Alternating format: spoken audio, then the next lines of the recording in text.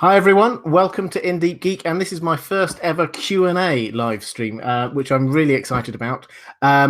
We've already got a whole load of questions to go through, so we're going to kind of try and rattle through a lot of these questions. Thank you if you've already sent some questions through. I see there's been quite a few questions already in the chat. We'll come over to the chat in a moment, but first of all, just want to introduce my guest. Is one of my favorite people in the community. I'm sure you all know him already. It is Azor Ahype himself. Carl, do you want to introduce yourself?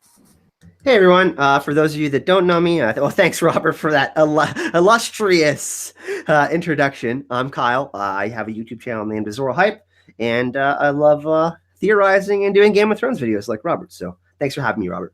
Not a problem at all. Okay, guys, so we've got, as I say, I put a shout out to my patrons beforehand and also out on Twitter. So we've got a few questions to get through already. I just wanted to, Alison Mutlu, I think I saw you in the chat just a moment ago, put a super chat down quite a while before we went live. I did spot it. Thank you very much. So I think we'll probably start with that one and then go through the patrons. And then obviously if there are any more super chats, we'll come to them straight away. But thank you. So Alison was saying, if Jon and co meet with Cersei in King's Landing to talk of defeating the Night King, and Cersei plans to use wildfire on the city, will they flee with Arya, leading them through the sewer tunnels?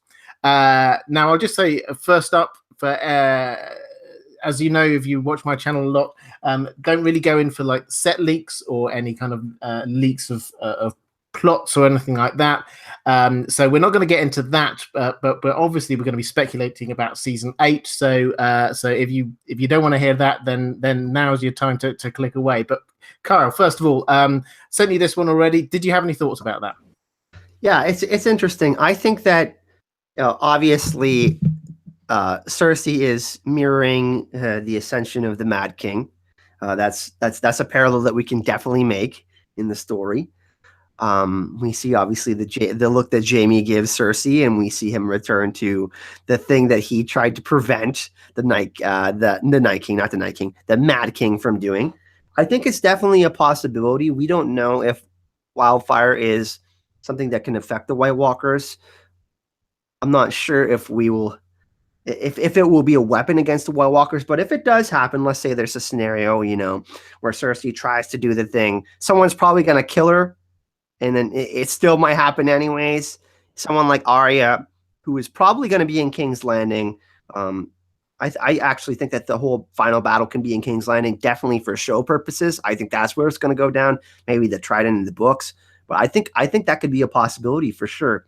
I think Arya will be closely tied to Sandor. I think that's going to be something. I think we're going to see Arya Hound Adventures 2.0. So, maybe the Clegane Bowl can be going down or something. And then, obviously the White Walkers attack King's Landing. And there's this battle between Theon and Euron, and then Cersei and her forces. And then all this chaos is going on. And then boom, wildfire, Army of the Dead gets ignited. White Walkers are still around. I don't think it'll kill the White Walkers, but they might have to make an escape. Do I think it's going to happen? I don't actually think Cersei's going to do it. I think Jaime would be more likely to set off the wildfire in King's Landing in one last heroic act to maybe give someone like Jon or Bran or Daenerys some time to deal with the White Walkers one-on-one. Because we know, at least for show purposes anyways, Beric says, the Night King is kind of like a beacon to everyone else, this hive mind that controls everything. So I don't think Cersei's going to make it that far, but she's going to try. So if someone is setting off wildfire, I don't think it's going to be Cersei, but Arya certainly could use those passages. We saw the dragon skulls reintroduced last season, and that could be something that could definitely go down. Yeah, I mean, I think that's interesting you saying about Jaime perhaps setting off. Personally, I think Cersei is the most likely to do it. I think that there's a few things on this one. Firstly, I think we will see Arya going into King's Landing through the tunnels that she knows. She's not the only person who knows secret ways in there. Tyrion knows secret ways in there. Varys knows secret ways in there. There are lots of people who know how to get into King's Landing secretly. So I don't think how to get into King's Landing is going to be an issue. I could certainly see a small group of people who have a grudge against Cersei or issues that need to be dealt with Cersei going in together, as you say. I could see Arya together with the Hound. Jamie, I think, is probably also going to be part of Brienne, that. maybe. She's one of the best fighters. I mean, if they're going to try, I mean, to get to Cersei, they're going to have to take down the Mountain, who's undead, essentially. So how are they going to do that? That's the biggest thing for me. How do they get to Cersei? They have to kill the Mountain first. So I think there's going to be a group of them trying to do that. And is the Golden Company going to be there for the show? The Golden Company is going to be a thing. So we'll see. It's gonna be complicated. I don't think Cersei makes it out alive, though. I'm not sure she will, but I think that in terms of are the small group going to be escaping while Cersei burns the city to the ground, I don't think that's exactly the way it's going to go. I think it's more likely that people are going to be trying to get in while she's plotting and scheming to be burning it to the ground. And I think that's where the drama is going to be, rather than people trying to run away. I can't see Arya's not really a running away kind of person. Well, think about what Mad King Aerys was doing too. He locked the city gates and he became very paranoid. Cersei's probably going to end up going down the similar path where she's not going to let anyone into King's Landing. And they might be retreating all the way south, or at least warning them to get out of there because or trying to convince Cersei that if she stays, she's just going to increase the army of the dead size tenfold, because look at how many people are in King's Landing. If the Night King gets his way, I mean, his army would pretty much be unstoppable if it got to grow double in size or something like that, So, yeah, I'm in agreement. I don't think there's going to be some you just escape like in the movie Armageddon. They're escaping from the asteroid or something like that. I don't see that happening. No, it's going to be an assault. It's not going to be an escape. That's my view. Alison, I hope that answers that question for you. Do shout if there was anything else on that one. But I just want to come to a couple of questions from my patrons. I asked my patrons earlier if there are any questions they wanted answered. So, and Carl, I think one or two of these are probably your patrons as well, so that's great. So Karen Richmond, new patron of mine, hi Karen, great to see you, asks, how is Jamie going to meet up with the side of the living, and how will people react when he shows up? Carl, do you want to go ahead on that one? Yeah, Karen's awesome. She's a patron of the channel as well. She actually sponsored a video the other day on my channel. We talked about John being the next door of the morning, which went over quite well, I must say. There's quite a few people that didn't like what I had to say about that. But yeah, I think that, this is more book prevalent, but Jamie obviously made the promise to Catelyn Stark that she would protect her daughters, Arya and Sansa. It's also interesting that Jamie feels regret about not being able to protect Rhaegar's children. They're all going to be in the same spot in Winterfell, and they're going to be meeting up together. So how's it going to go down? I don't know exactly. How will he be received? It probably won't be as warmly as we think. However, we saw the meeting with Cersei. He will tell them that Cersei plans to betray them and that he brought whatever force that he could to help them in the War for Dawn. Will they trust him? I'm not sure that the northern people will.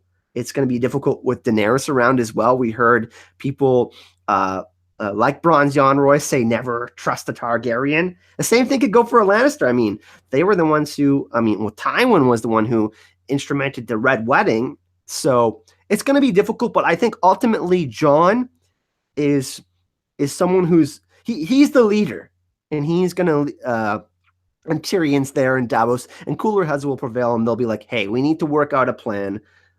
Jamie's going to be like, hey, I believe you guys. That's why I'm here. I wouldn't have come all this way to just attack you guys with a fraction of the Lannisters' army. So it's going to be interesting. He won't be as well received by everyone, but I think that they're going to put their differences aside because they know what they have to deal with. Absolutely. I think for me, episode 1, perhaps a bit of episode 2, it's all about the timing of who gets to Winterfell when.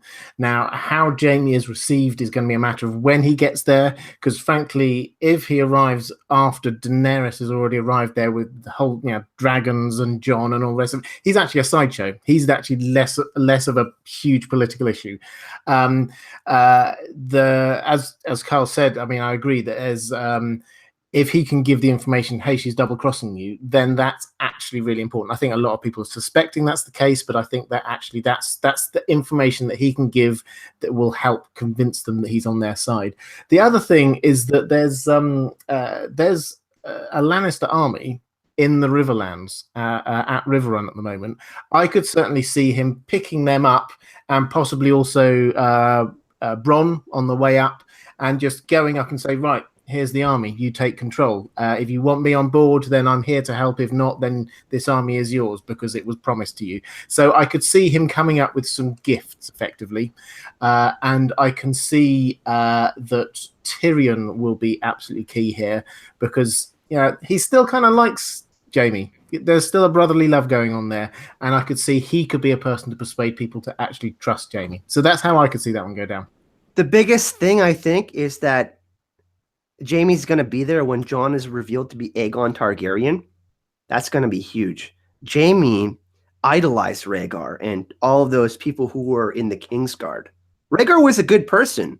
Yeah, he may have done things that people were unhappy with, but when it came down to it, Rhaegar was a good person, right? And Jaime genuinely regretted not being able to protect Elia and Rhaegar's children. Like the last conversation that they had, and if you go back into the books and that fever dream that he's having below Casterly Rock, they're all ghosts there, and they're tormenting him. And it's like his Azor Ahype moment almost, you know, where he's like, oh, I have this realization that I could be so much more. So I think that once that bomb drops, that's going to change the whole landscape of things that are going down within Westeros.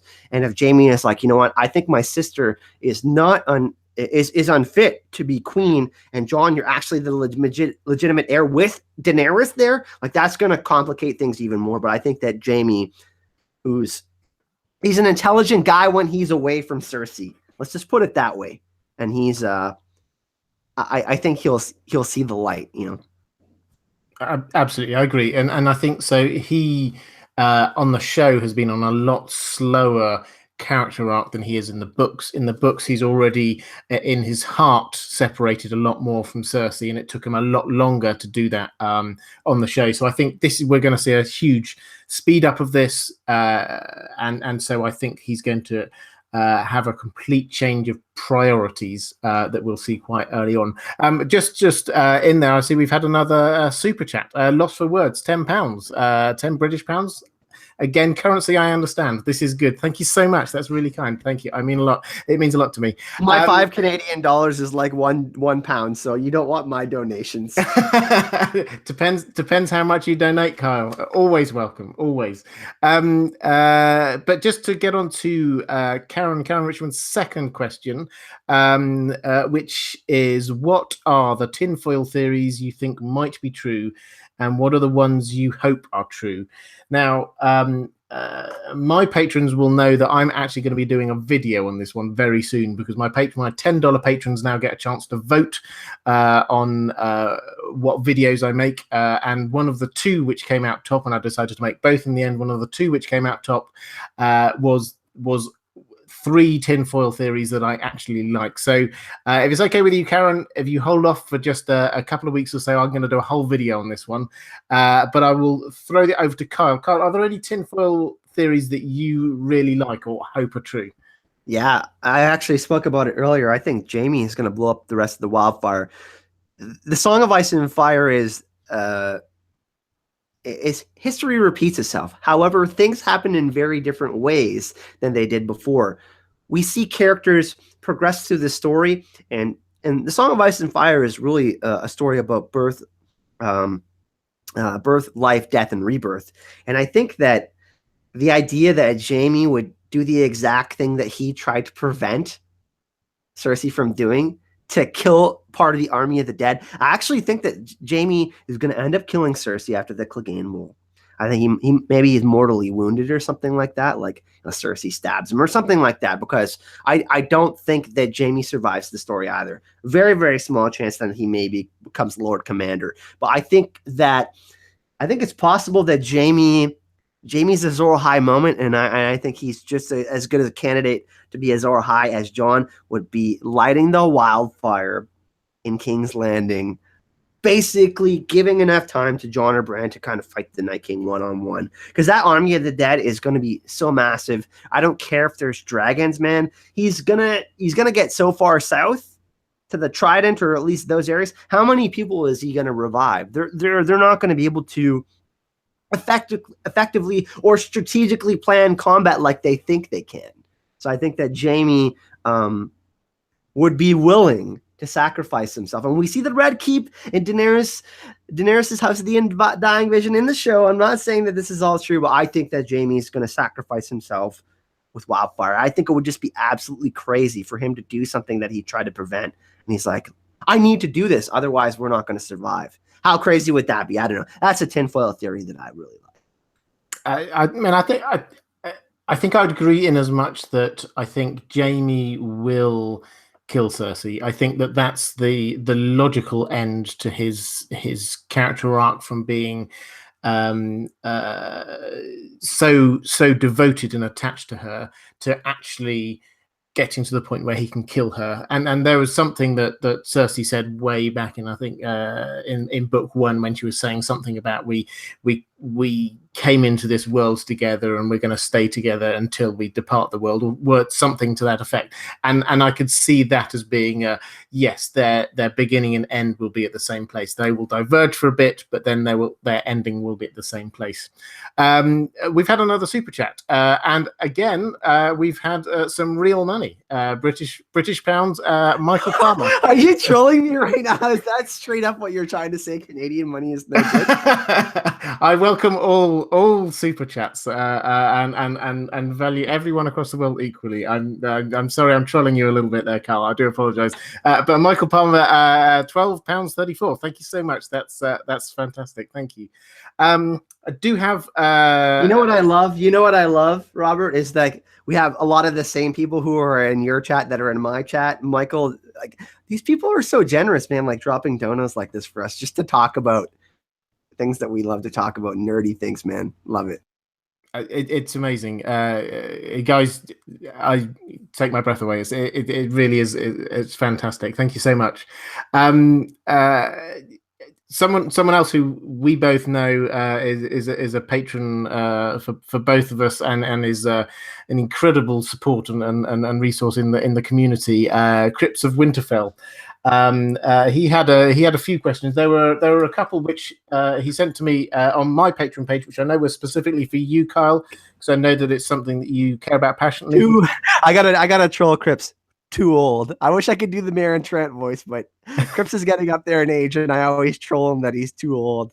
No, he just wants to know: is Rhaegar Targaryen a faceless man? Oh. Sorry, you cut out. Say that again. Is Rhaegar Targaryen a faceless man? That is the worst theory of all time, other than Ned Stark is a faceless man. I will not elaborate on it. That was the second question. Is Ned Stark a faceless man? Yeah, are you trolling me right now? Crypt, if you could confirm in the chat, that would be really helpful. Those are the questions he wanted me to ask you. I got different. You sent me different questions on Twitter. I'm looking at. I did. He sent some more as well. We'll get into them. Those were just. I'm sorry. I was just passing on a troll there. But there were a couple of other questions. Actually, I just spotted someone sent through. Karen Richmond has sent some fake money. $20. I think that's $20 US. That even fake money, Karen. I mean, it really it means a lot. Thank you so much. That's $20. Thank you. And I hope we answered your questions. But do let us know if there's any follow-ups on those. But Crips did want to know a couple of other things. He says, do you think, and this is something that I've got quite a few thoughts on, but happy to hear yours first. Do you think the death of Khal Drogo could have been the blood sacrifice needed to make Daenerys somewhat immune to fire? In a sort of a death for life way, and also sort of connected to that, do you think the death of Daenerys's baby could have been the power needed to give life to the dragon? So do you think those deaths sort of contributed there? Yeah. So if we're going on multiple people are Azor Ahype theory, which I think is the case in the story, I think there's multiple Azor Ahypes, more than just Daenerys and Jon. People going through their transformational moment, right? That's essentially what it means. I think that both of these are very, very important, because we see each character, like Jon and Daenerys in comparison, they're both kind of on similar paths in different locations, right? But we see similar things happen in their stories. So, obviously Jon loses Ygritte and all of his mentors, and he loses that, and he has to start to learn on his own, and he goes through quite a bit of tragedy. And for Daenerys, these are the moments that force her to progress and move forward to try to find a way to achieve her goal, her destiny, which is to get back to Westeros and take back the ancient seat of her house and the Iron Throne. So yes, I do think that these are very special moments for Daenerys' storyline, and without them, she would not have birthed the dragons. Especially the death of Khal Drogo, because as we see her move throughout the story, especially in the show as well, look at her hair. Her hair, she gets more and more braids as the more battles that she wins. She's kind of absorbing Khal Drogo's persona. Same with Jon. He becomes more and more about caring about the people. Ygritte lived with the free folk. She was a wildling. So we see both of those characters affect those storylines in such a huge way. Obviously, both true love. I think we can both agree on that those were the true loves of Jon and Daenerys in the beginning of the story. Anyways, I think they will both find each other, and that will be true love. However, we know how true love affects a person. So yes, absolutely, it did affect the birth of the dragons. Excellent. I mean, just to say, Crips of Winterfell has now done a super chat for $20. I think just to thank me for passing on his troll about the Faceless Men. So Crips, you are more than welcome. Thank you so much. That's really kind. In my views on the deaths and the birth of the dragons, I think I saw Stacey Smith a moment ago in the chat actually summed up what my general thought is when she said 3 deaths for 3 dragon lives.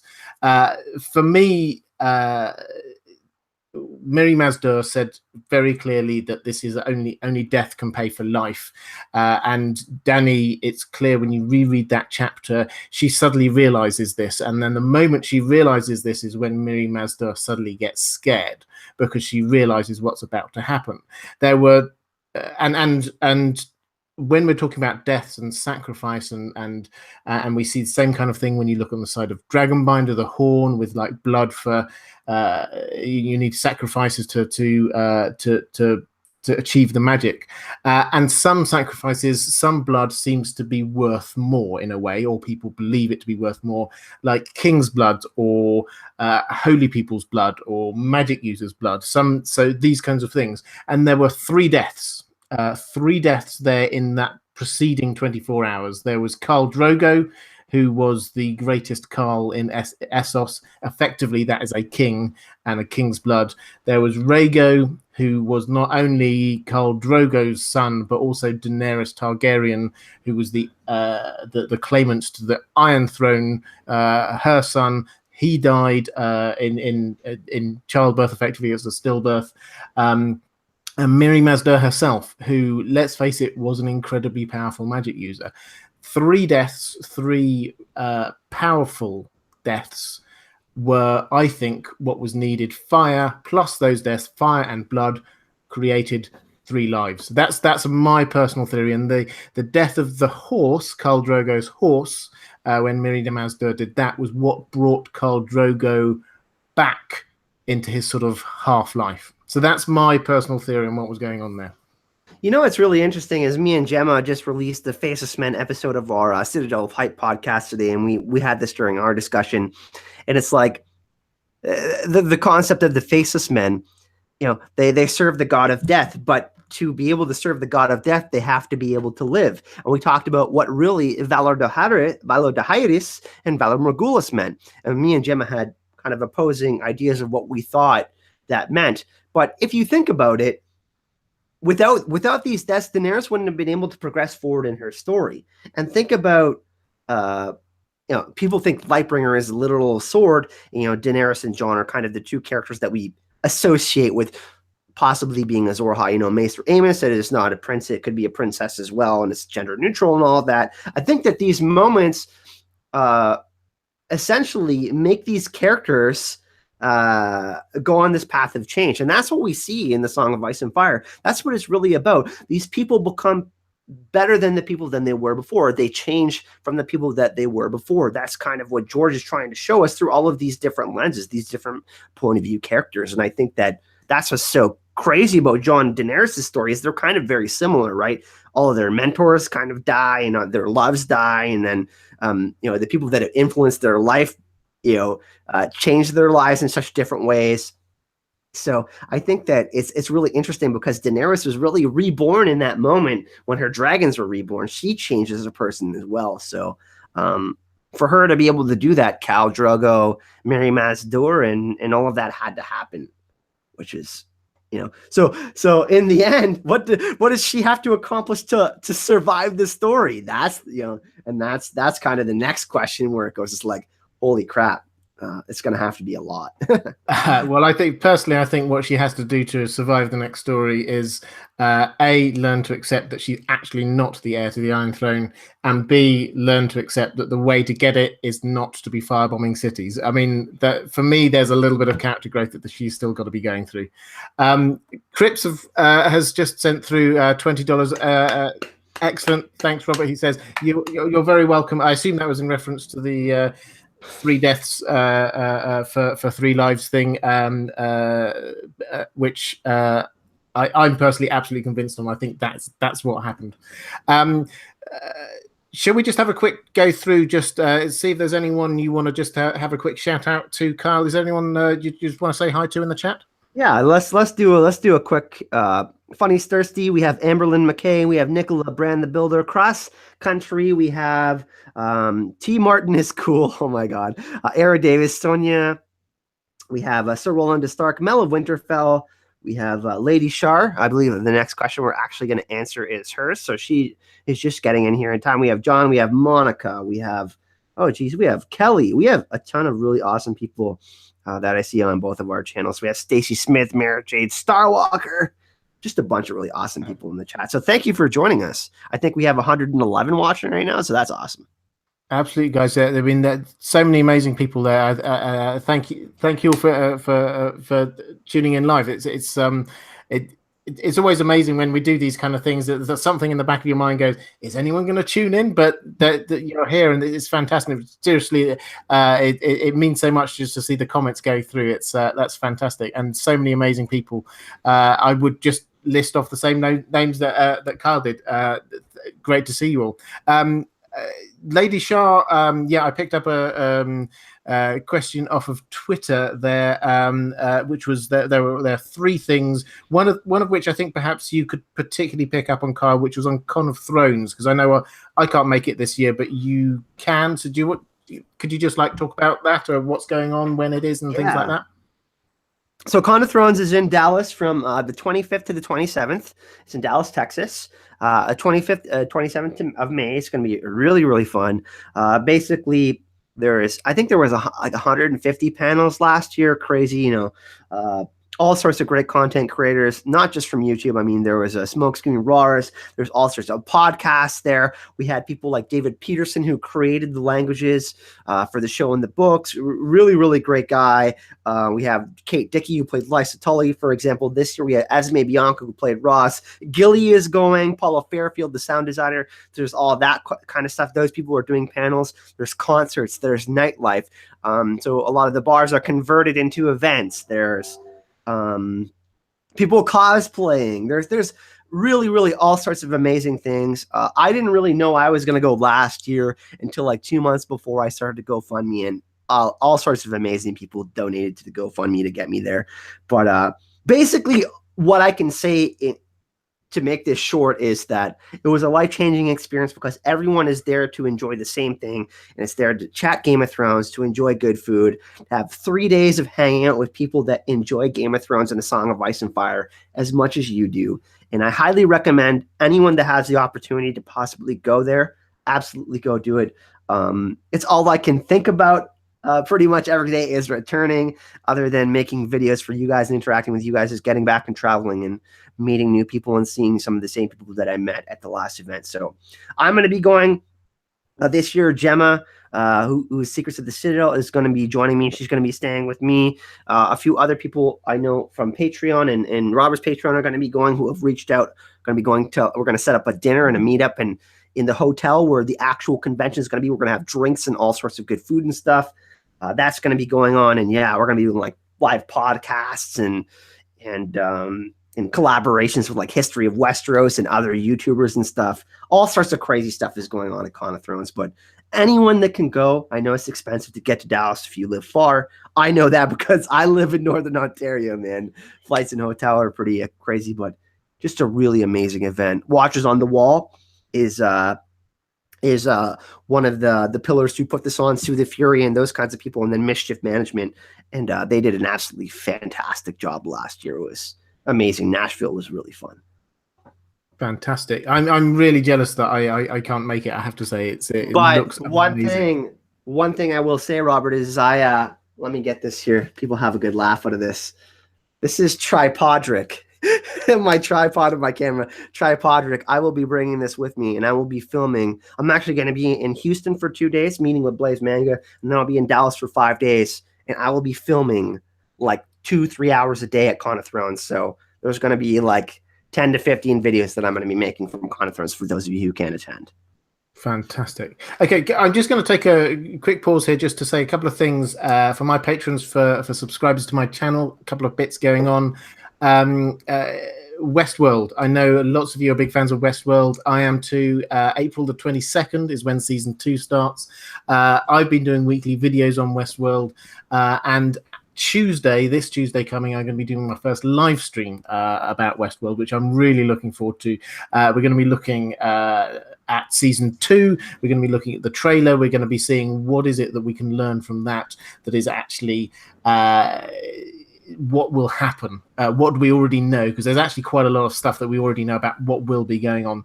I'm going to be doing that. I've got a great guest on, or co-host, Justin Thomas, who many of you may well know from his channel.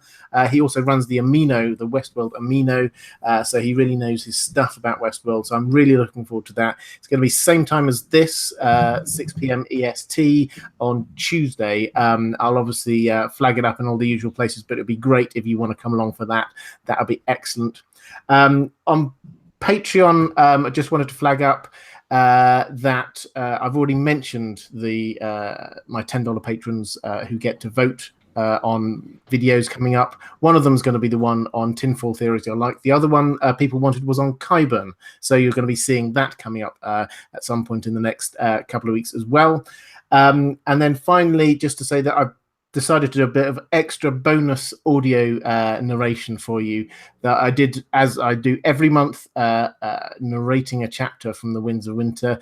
This time it was Victarion, which was a really good chapter, but it was a short one. And so I decided that I would do some bonus content, and that's going to go live at some point next week, I think. So I'm really looking forward to that. It's something slightly different, but something really definitely connected to Game of Thrones and the Song of Ice and Fire.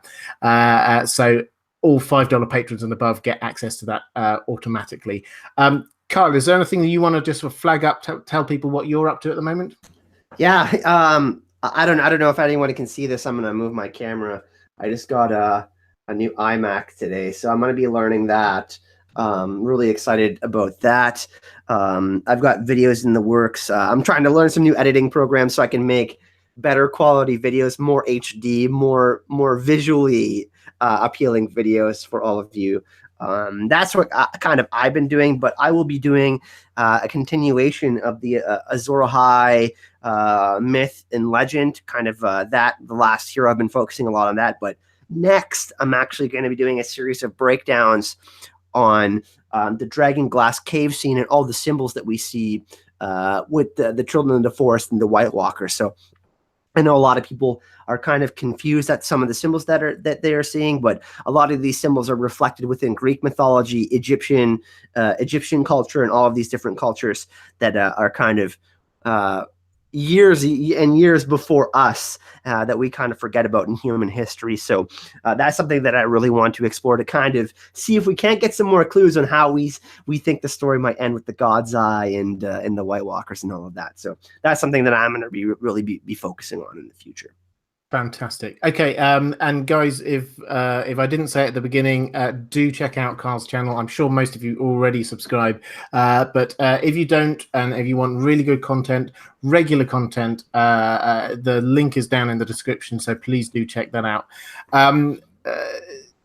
Crypts of Winterfell. Let's get back to the questions. Crypts of Winterfell. Again, another super chat. Fantastic. Thank you so much. Two things here. There's he's got a question, but there's also, he said, and drop the riddle if you dare. Now, this is something which earlier in the chat, he put out a riddle that I actually happen to know the answer to. I'll pose the riddle out there.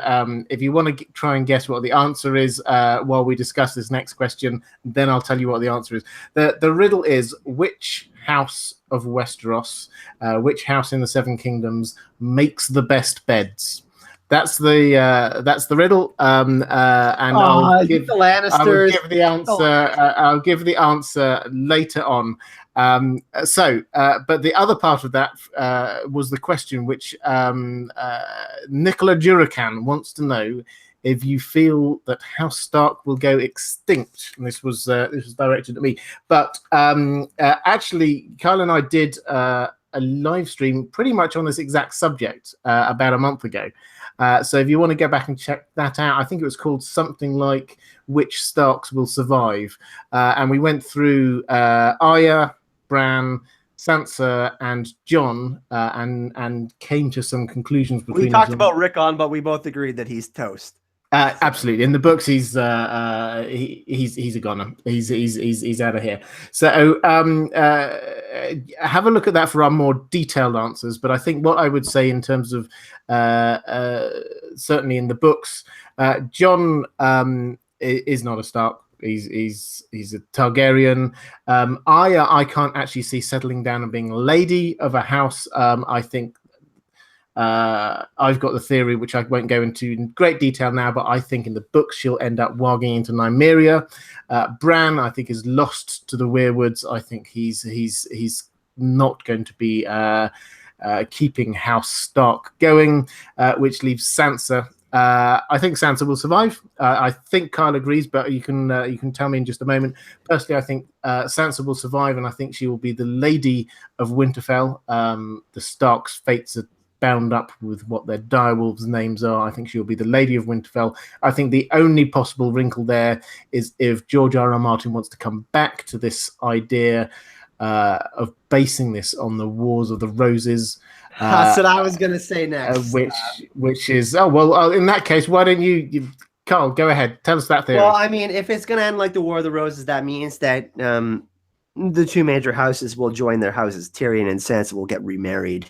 And essentially, they will end up moving on and picking up the pieces as the cripples, bastards, and broken things, and they will kind of, maybe Jon and Dany don't make it. If that's the case, I think they're both going to die, and that's going to be really sad. And then they perhaps, they're kind of the people that look after their child. That would kind of be until but they would be the people that are there. But I'm in agreement for the most part. I think Sansa is. The three people I think for sure survived the series are Tyrion, Samwell, and Sansa. Like those three, you can't tell me that they're going to die. I'll debate you all night about that. But I think that Jon survives. So I think that slight disagreement there, but I do think that House Stark will survive. There's at least going to be one survivor. In George's original outline, there was 4 Starks survived. 3 at least. So I think that can change, but I still think that they're going to be most of them are going to be in the final scene. Maybe one more will die. Bran, possibly. Bran or Jon. I think the girls survive. Okay, so but if you're interested in that, do check out that other live stream we did, because it was a full hour of going into a lot of detail about the remaining Starks. Just in terms of that riddle, in case you are wondering what the answer was, and you may groan at this one, I'm afraid. The house that makes the best beds, the Lannisters, because they put 2 twins together and made a king. Now, that was Crip's riddle. It wasn't mine. It's there. It's a good one, though. It's a good one. Shall we have a look down in the chat, see what other messages Azor Ahype is talking about poop soup. What? Yeah, I said Ned plus Ashera is the worst theory out there, other than Rhaegar is still alive and Ned is a faceless man. I will straight up make a bet with you, Liat, about that. No, wait, no. Liat says Tyrion dies. Anybody that thinks Ashera and Ned are John is John, come on, get out of here. That triggers me, man. It triggers me. It would. Oh my god, I would burn the books if that happened, man. I would straight up burn George's books if that happened. Burn them. I would never read them again. If that happened. I think that's a little harsh. I think that there's a way around it, but thematically, I think that it makes most sense to me. And apologies if you've heard me say this a million times, but A Song of Ice and Fire, it's about fire, it's about ice, it's about the thing in the middle, which is ice and fire, the coming together of the Starks and the Targaryens in Jon Snow, and that for me is what really works. Okay, should we go see if there's any more questions coming up in the chat? I don't think anybody's subscribing to my channel after I said that from your channel. Everybody's like, Kyle, let it go. It's hilarious. Right, let's have a look, see what we've got.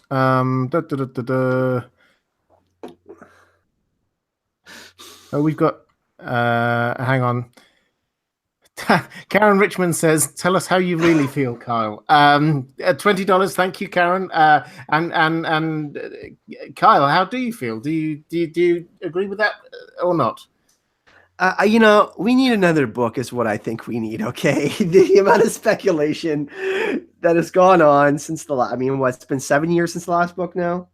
So there's been quite some time since we've got the last book, and I think that we see what we want to see. Okay. I think that, obviously people think that Ned was in love with the Sheriff, and that's definitely possible. I'm not disputing that. I think that they definitely had an attraction to each other. I just don't think for the narrative of the story that works. I don't know. Personally, for me, I think it makes more sense if Jon is Targaryen. I don't know. I just can't see it any other way other than Jon is Lyanna's son or Rhaegar's son. I just can't see it. I don't know. That's just me. Maybe I'm short-sighted, but I do understand.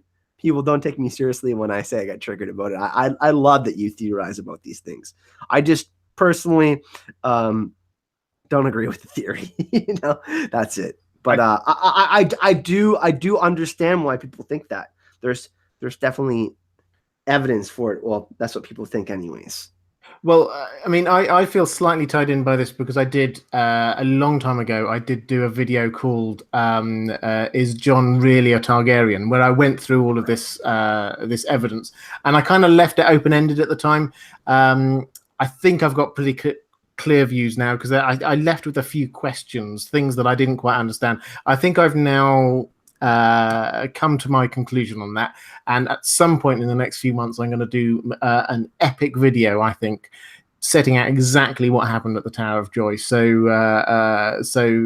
tune into that, Kyle, if you want to self-combust with hatred at me or... No hatred, all love, man. I love people. You know what I love most about this community is that despite there are some people that suck out there. But for the most part, 99% of people are so passionate about this story. Like, there's so many characters that you can get involved with that really can be crucial to you. I mean, you could have experienced something in your life that makes you gravitate towards a certain character. And mine is Sandor. I mean, everybody knows I love the Hound. Robert, yours can be Tyrion because you're smart as heck. You know what I mean? But I mean, that's the beauty of it. I don't get angry at the theories. I love all theories because they make me think regardless. Some of them I don't agree with. I think that are stupid, but that doesn't mean I will hate on anyone, man. I think that it's awesome that anybody that gets into the story and expresses himself in that way. Because, hey, Robert, like, how did you start out YouTube? Because I know that I started in the comment sections in the live chats like everyone else that's out there. That's how I started. I was just so obsessed with chatting about it that I needed to make videos. So that's just my interpretation of it. I don't hate on anyone. But no, No, I absolutely don't either, and I think that there's a lot to be said for a lot of theories out there. Where I come from is I just don't like tinfoil theories that are just made up. I like there to be some evidence, something that you can actually build on, that you can actually look and say, okay, if that's true, then this must be true. Therefore, is that true? That's the kind of detective work that I like to go through. And we've just had another super chat, which perhaps might build on this. Cross country with the Bergies, $20. Thank you so much. Asks, is Bran all the brands, such as Bran the Builder, Bran the Breaker, possibly the Night King? There are a lot of theories around this, I've certainly been looking a lot into Bran the Breaker. I know that a few people name checked my Horn of Winter video, which I put out last week, which focused a lot on what Bran the Breaker might have broken. Spoiler alert, the Horn of Winter. But Kyle, what do you think? Is Bran more than just the Bran that we see? Is he other brands? Yeah, definitely, possibly. I mean, I know I use a lot of show references, but if we look at the history and lore video, those animated videos, those are great. If we go back to when they're doing one of the first history and lore videos of Bran the Builder, if you look, people are carrying him, and he's sitting in like this apparatus, almost like you would see in Eastern culture. Pharaohs and whatnot. They would carry big carriages on top, and you'd see like almost like carrying a casket, but there's like a little house on top. I can't remember exactly what they're called. I'm sorry, everyone. I'm a bit tired, but Bran the Builder was being carried on one of those, at least in the history and lore video, which I found very interesting. So was he able to use his legs? It didn't look like it. It looked like his legs were kind of wrapped over the side of the barrel or whatever he was sitting in. Do I think that Bran is all brands? I do not think so. I think the Night King is actually Brandon of the Bloody Blade. That's one of the Brandons that actually slew so many of the children of the forest that he turned the Blue Lake into the Red Lake. I don't know if many of you know about him, but he's not talked about as much as some of the other Starks. He's believed to be Garth the Green Hand or Bran the Builder's son. So I think that that's who the Night King is. We hear Leaf talk about how their trees were being cut down and whatnot, but aside from that, I don't think that Bran is all of the brands, but I think that he possibly could have influenced the other brands. I don't necessarily believe the Three-Eyed Raven or Blood Raven. The fact that he can affect the past, I absolutely think he can. But I don't think he's all the brands, no. Yeah, so I think I'd agree with that. I think George R. R. Martin was very clear when he was talking about all the brands, that if you look in our real world history, if you look at any kind of monarchy, they often have the same name repeated again and again and again. In France, there were lots of Louis, for example. In England, there were 8 Henrys. There's lots of the names keep on getting repeated, and so he wanted that kind of realism in his world that he was creating. So that's the reason why there are so many different brands. As for whether the brand we know is other brands in some way, I find this fascinating, because I think the brand that we know in the show at the moment and will be in the books is becoming subsumed within the Weirwood network, for want of a better phrase. Incidentally, actually, that's my next big theory video, is about the Weirwood trees, and quite what's going on there, because I think they're a much bigger part of the fabric of Westeros and the story than we quite often give them credit for. But because he is, that means that, and because his powers mean that he can both see out and experience things in the past as well as the future, and he can warg into people in the past, it would appear from the show. I think it's entirely possible that, yes, he could have got subsumed some previous people in some way, in the same way that with Hodor, he was Hodor for a while, because he was effectively making Hodor do stuff. It's a lot clearer when in the books he actually takes over Hodor and effectively sort of sits in his mind and moves around in him the same way that he would do with Summer, his direwolf. So do I think he's all of them? No. But I think that his influence is in a lot of different people in a lot of different places, and some of them may well be the previous brands. Carl. You know what's really interesting is that I actually liken the transformation of Bran into the Three-Eyed Raven to actually what's going on with Jaqen and Arya and the Faceless Men. Think about it. Think about what the Faceless Men actually stand for, and especially Jaqen. He says that he's Lorathi, and the god Boash from the Lorathi culture. They actually believed in extreme self-denial and the dissolving of ego. So that concept of no one actually allows you to have this ultimate realization of reality. So whether we think Jaqen has good intentions for Arya or not, he's still teaching her a lesson. Correct? We can all agree on that, right? Yep. Same thing with Bran. We specifically for the show. I mean, for the books, I'm assuming that he's going to become the next Three-Eyed Raven. I mean, that's really set up. I'm not sure if it's canon that Hold the Door going to happen in the book as well. I think that was one of the big moments that George told them. Correct? Yeah. So he said that it will happen, but in a different way. Yes. So essentially, Bran has become all of the other people before him, and most of the people who understand the Weirwood net is essentially it's like this data bank of all of the information and memories that have been experienced by the previous people who have entered this kind of like afterlife, essentially the children of the forest version of the afterlife. So I actually think that it's very similar. So I don't necessarily think that Bran is all of the other Brans, but he understands what all he understands what they were trying to do. He's not, so he's kind of is because he's absorbed parts of them because he's viewed them through history and nobody else can really do that. So that's the way I look at it. Kind of like how the Faceless Men work with the Faces when they take on a new identity. Absolutely. And I think actually just to round that off, when we're talking about Bran, I don't think it's actually right to talk about Bran anymore. He's now the Three-Eyed Raven. Effectively, he is now the embodiment of the Weirwood network. So I think that's to say is he a different Bran is actually slightly missing the point because he is no longer who we thought he was. But another super chat, and in honor of Canada's silver, Christine Luce, I'll say Luce. Correct me if I'm wrong. To assume that's Canadian dollars. Thank you so much. That's fantastic. Big fan of Canada and everything that comes from there, Kyle. It's doing a little dance if you can't see that. Tyrion's chain dance. The parody video. Yeah. Absolutely. Okay, guys, let's just have a quick check through what else. We've had. I'm just gonna go to the bathroom real quick, Robert. Go for it.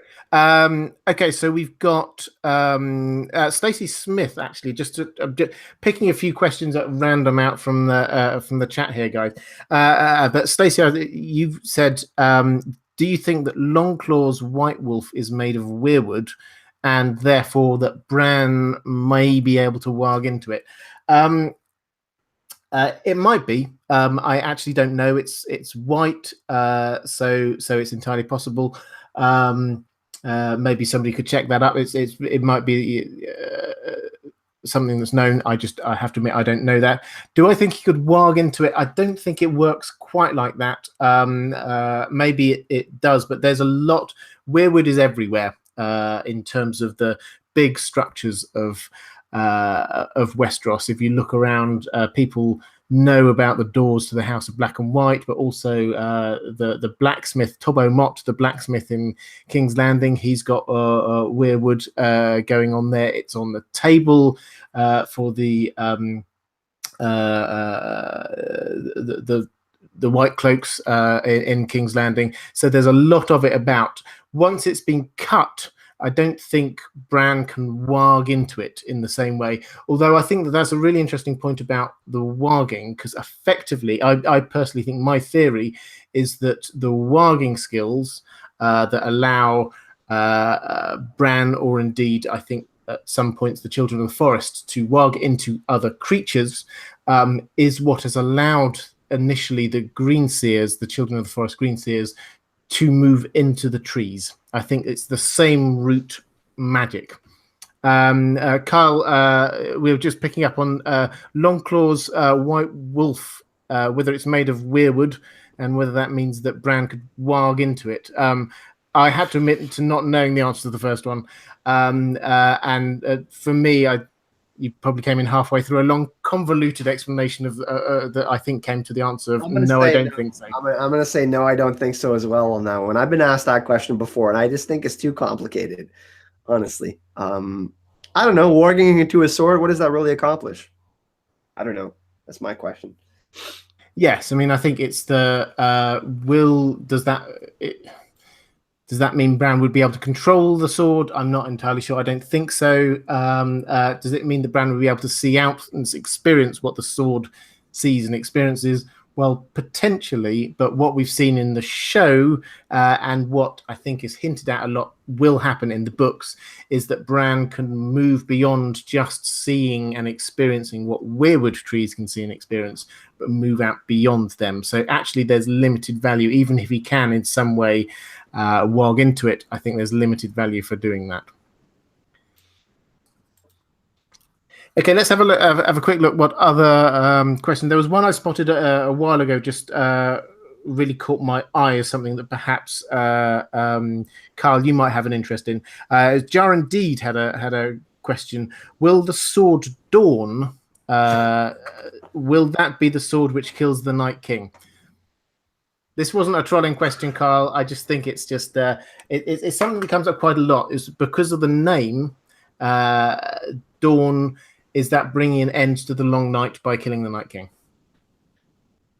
I mean, it's certainly possible. It was around 2,000 years before the Long Night, right? So that's something that's been around for a long time. Obviously, we know how things changed. The weapons changed when the first men came over, and then when the Andals came over, they had even better weapons than the first men when they came over than they had. So it's possible. Here's the thing, out of all the names they could have chose for the sword, like all of these like amazing, illustrious names they could have chose for the sword, why did they choose Dawn? First of all, that's one of the big questions I have. Secondly, a lot of the story that's told about Dawn is very, very similar to what happens in the Azor Ahype prophecy. The it being made from the heart of a meteor, and how would someone know how to work with something that is completely alien to them? You know what I mean? So, I mean, would he have been able to craft a sword in 50 days or 30 days, or would have taken 100 days? That's actually the question I posed in my video yesterday. If all of you are interested, I've been talking about Dawn in the Sword of the Morning in my past 2 most recent videos. Do I think it's going to be the sword that kills the Night King? That's a really interesting theory. I can't say the books and the show are so different, and I see some of you debating it in the chat, arguing that the shows are the show's not canon, so I can't really say for certain what's going to happen in both. But I think there's a bigger possibility in the books that it's yes, that's possible. I don't know how someone would acquire it. I mean, it's said that a Dane has to hold the sword, so someone like Jon, who is the one who's probably going to fight the Night King by appearance in the show. He's a Sharadan's son, yeah? Oh man, get me a flamethrower, dude. Let me burn that theory, like the alien and thing.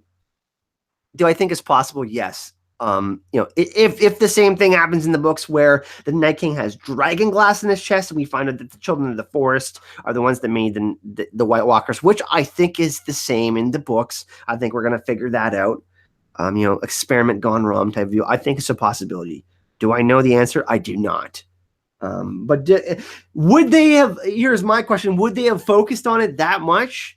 Like, I mean, George is all about breaking rules, right? Like, would he put something that obvious in front of our faces for us to kind of absorb, or would he actually do it and actually make us dismiss it because it is obvious? George is a troll like that, you know what I mean? So think of both of those options and try to decide for yourself. I don't got a clear answer for you. Yeah, I mean, I think the answer for me on the show is no, simply because on the show they love to tell us things beforehand, to show us things, to let us know that this is going to be important. With Dawn, it had a very brief appearance with the flashback. There was about a 1 second where they sort of hovered over it for a bit just so that you knew it was there, but they didn't mention it really by name as far as I can remember, and they haven't mentioned it since. So I don't think that it's going to be a big part, if any part, on the show going forward. In terms of the books, yes, I suppose it's possible. I'm still holding out for the idea that this isn't a matter of a big battle between two big forces. I think that George is a much better writer than that, and I think that he's also much more of a pacifist than that, to actually come to a conclusion that the end of this, the solution to all of this, is one person killing another person. I don't think that's where he's going to go, unless it's in a really kind of a death filled with pathos. I can't see a big battle with fighting as being the end result that he wants us to know about. I mean, for most of the story, it's hubris, right? People humbling themselves through lesson, through experience in life. It's going to be really interesting to see what happens with that. I think that, it could end in a pact. I know a lot of people think that, history might repeat itself, and that might happen. I actually think, the wheel's going to be broken and things will change. I know a lot of people think that George is he's such an incredibly different storyteller. Well, it's still a classical story, man. The hero's journey. If you haven't checked out Joseph Campbell, The Hero's Monument, A Hero with a Thousand Faces, it kind of follows that type of template. But, it's definitely possible that Dawn is something that might affect the end game that way. I don't know. Scientifically, I mean, what chemical properties does the meteorite have? Does it take something out of this world to kill the Night King, because the Night King is of this world, and then the world made him this way, because the Children of the Forest made him, or whatever made him? You know what I mean? So that could be the thing that George is trying to get to. Maybe it gets supernatural in the end. Who's to say for certain? We might never get the answer. Who knows, right? Do not say that. Do not say that. We've had another super chat from Crypts. Thank you so much with a question. What is the importance of the Night King's pendant that he wears around his neck? It looks like a crow. Now, I have to be honest, I've had a few people mention this to me, and we nearly covered it in my live stream last week with Costume CO, which... if you don't know Costume CO's channel, it's really interesting. She goes into great detail, not just about Game of Thrones, also Westworld, Outlander, and quite a few other shows. She's an expert on costume and what it means. And we nearly covered this there, and I wish I'd had a chance to get her thoughts on this. What the importance of it, I think... My guess, without having investigated it fully, and perhaps Kyle has, I don't know, we'll come to him in just a second, but my guess is that there are two things. Firstly, it looks pretty. I don't think we should overestimate the fact that costumes are there to look cool, and a lot of the time we do overanalyze what different things are. But secondly, the crow is a way of sort of referring, I think, to the Night's Watch, the crows, and for me, I think there's a clear link there. Now, I think we will find that the choice of the big baddie, if that's the right way of saying it, on the show of the Night King is not coincidence that it's very similar to the historical character or legendary character, the Night's King. So I think that what we will find is that they're going to be borrowing a lot from that legend, and the Night's King, of course, was a Lord Commander of the Night's Watch. And so I think this is just harking across to say, okay, this character, also think of this character. And that, I think, is perhaps going to be a little bit of a hint to maybe what they want and where they're going with this story. But Kyle, I might be reading too much into that. Kyle, have you got any thoughts on it? There's a few different thoughts. I have covered this in videos before. someone who also does great videos on is Nex from Game of Theories. If you haven't checked him out, he does some absolutely amazing breakdowns about that specific the pendant that the Night King is wearing. But there's a couple of different ways you can look at it. If we're going the 13th Lord Commander route, that can be interpreted as the Shadow Tower, which he held, and which the members of the Night's Watch and the King and or Joramun and the Star King rebelled against that and ended up killing him and the Night Queen, his Night Queen, right? Doing that. So there's that. But it can also be interpreted as if you go look at the symbols of Theta, and we look at the long night, Theta being the symbol of death. It actually looks like it's the sun going down. So go research those symbols. Theta and what they represent, but I actually believe it's actually a symbol for the long night, where it's the sun is going down. But it does look like a crow as well, because it looks quite sharp, like a beak of a crow, or the skull of a crow, or a raven. Pardon me, but I actually believe it's actually an interpretation of the long night and a symbol of darkness, and that's what he's representing. That's my personal opinion. Just because of my studies of the symbol Theta, the one that we see reflected within the first episode, when the girl is on the tree, and then there's all the bodies that are arranged. It's the circle with the line through it. We actually see Sansa wear it in a necklace as well. It looks a little bit different independent, but if you go research it, it's very similar. Excellent. Okay, guys, we're just going to take a few more questions from the chat. Are there any more super chats? This is probably your last chance to get them in. But let's just have a quick flick through, see if we've got any more questions going on there. Kyle, is there anything that's sort of come out for you that you think would be worth having a quick discussion on? I just want to say I really appreciate all the questions and everybody coming out in the chat. We ended up reaching like 125, I think, at the highest point. Even though some of you disagree with me, you're still very respectful in the chat. That's really awesome. Having an absolute blast. There's really an awesome discussion going on in chat. Just people are talking about the Night Fort, and people are talking about Melisandre, and people are kind of there's other people that are having their own kind of mini discussions within our discussion that we're having. And I just want to say I really, really appreciate everyone coming out. It's been really fun. I try to do at least one live stream a week, and I'm the person that actually convinced Robert to start doing live streams. I'm like, hey, Robert, your fans are crazy about you, man. You need to start doing this. It's just a really fun way to hang out and chat about Thrones.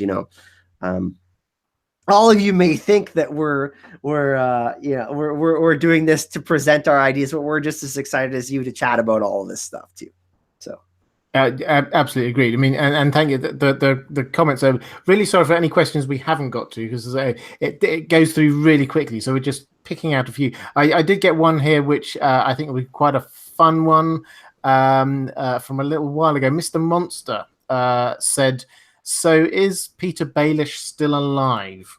Now, this I think comes from, I don't know whether you've seen a video. Someone has put together a really interesting little video that sort of hints at on the show that perhaps he knew what was coming for him. He saw what the likelihood of what was going to happen was, and he paid the Faceless Men to impersonate him while he made an escape down south. We know that he's got links to the Faceless Men and to Bravos. We know he knows how much they cost. We see him in the show giving some money to what looks like one of the servants, which we'd assumed was for information, but perhaps it was for something else. Perhaps it was the coin that he gave was actually one of those coins that the Faceless Men have. So that's the theory, that he actually, when we see Peter Baelish looking not as clever as he used to be in previous seasons, perhaps he actually was being clever and has fooled us all. I'm going to go out there and say no, he's dead. But Kyle, have you got any thoughts on that? He's dead. I watched the video though. It's well done. I mean, as far as like video editing purposes and all of that, like I watched the video and I thought it was, we both know how much work it takes to edit a video and put it out there. I respect it, but I do not agree with it. I think that Littlefinger is dead, especially in the show. Maybe in the books, I don't know. It's going to be completely different. He holds quite a bit of territory in the books. I think he might live a little longer in the books. Somebody put something really interesting in the chat that I would like to talk about for just a second, based on what I was just talking about with the symbol of theta. House Thompson said theta might mean breaking of the circle. Absolutely. We hear Daenerys talking about the breaking of the wheel. And it's funny how we see House Targaryen symbol 3 dragons, the 3 heads of the dragon, and it's almost eating its own tail. The story of Jormungand, if any of you are in like with Norse mythology like I am, I'm in love with it, but I'm in like with it for right now. The idea of birth, life, death, and rebirth, I talked about this earlier. That's essentially what the story of the Song of Ice and Fire is about. So this the dragon eating its own tail. So even though the White Walkers might seem evil, they are this inspiration for change, because people must band together to figure out a solution on how to deal with it, right? So there's this negative and positive balance, just like ice and fire are this balance of elements. So that's something that I just wanted to talk about, and that's something that I've previously talked about in my videos. Ouroboros, if you want to talk about it, you'll see many symbols in Celtic history and religion, and especially Norse mythology. But it's something that's very, very interesting, and I think actually relates to some of the symbols we see that are reflected through the White Walkers, especially in the show. So, yeah. Absolutely, I agree there. Just we had a super chat from Holly Cooper. Hi, Holly. Great to see you. Just got home from work and caught the end of this. You guys are super. As are you. Thank you so much. $20. That's really kind. Thank you so much. Just picking up on one of those things that you said there about the breaking of the wheel and the symbolism. I actually don't think that Daenerys knows what she means when she says this. Personally, when she says she wants to break the wheel, yes, she thinks she means stopping all of these families doing stuff. She just wants to carry it on. She just wants her family to be on top and all the other families to be weak. For me, that actually isn't breaking the wheel. That's keeping the same system in place. I think we will see the breaking of the wheel. I think we will see the system changed, but not in the way that she imagines it. So that's where that is. Anything else just to pick up on before we go?